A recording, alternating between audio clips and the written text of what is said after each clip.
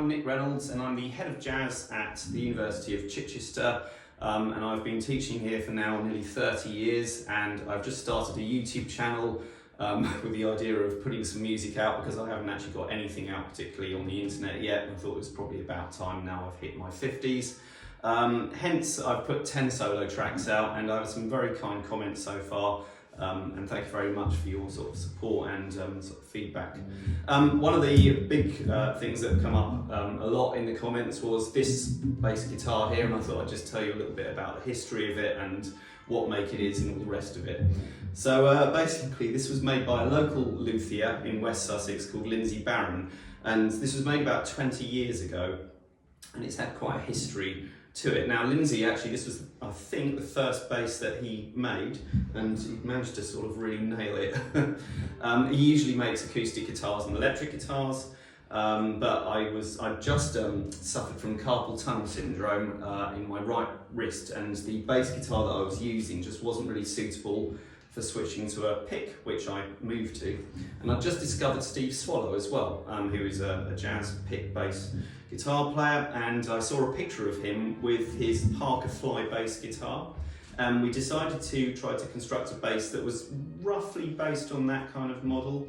A very light bass, for example, is extremely light to pick up, quite a thin neck, low action, and so Lindsay and myself kind of like designed it together, and then he lovingly crafted it and produced this extraordinary bass, which I really do enjoy playing a lot. However, during a gig one night, about sort of 10 years into playing this bass, I came back to a friend's house late at night, put it up against what I thought was a wall, and it was actually a full pelt radiator.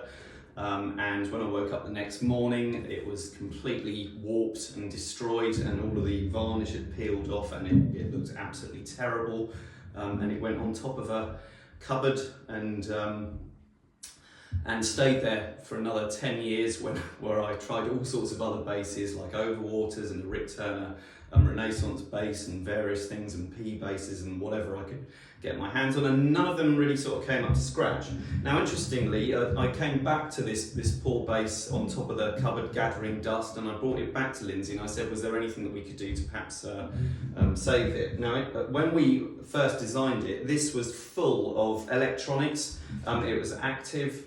It had piezo pickup here, it had multiple sort of buttons and knobs to kind of twist and all sorts of stuff like that, and it was quite a complicated piece of machinery.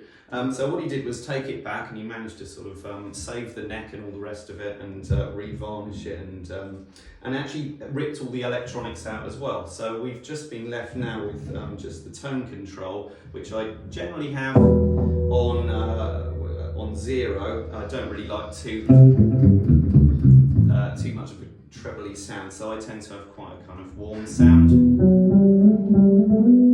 And I've just got the volume control, and literally that's it. Now I think it's an incredibly sort of resonant instrument. Like I say, there's a lot of hollowed out compartments here where the electronics used to be.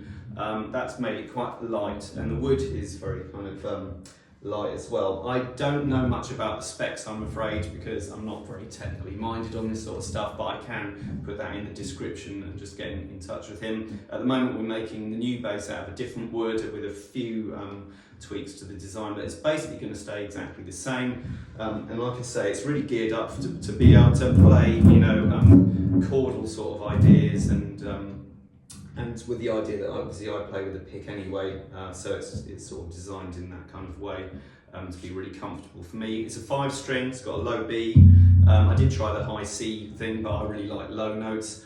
I would just say that you know, the solo bass guitar style is something I love to play, but it is a kind of extra sort of luxury. I do, when I play in groups, play down here with proper normal bass lines, but I just love playing around with this sort of like all the chordal stuff as well. And this bass is kind of set up so I can do that. The actual strings themselves are flat wounds, and one of the reasons why I use flat wounds is the picks that I use, which actually make a big difference, I think, to the tone, are these French Dugain plectrons, which are kind of carved out with a kind of lovely little hollow, and it means that they don't really slip. And when you're playing really fast, walking bass lines, you don't really want a pick that's going to sort of start spinning round. So this has actually got a really nice kind of finger grip as well.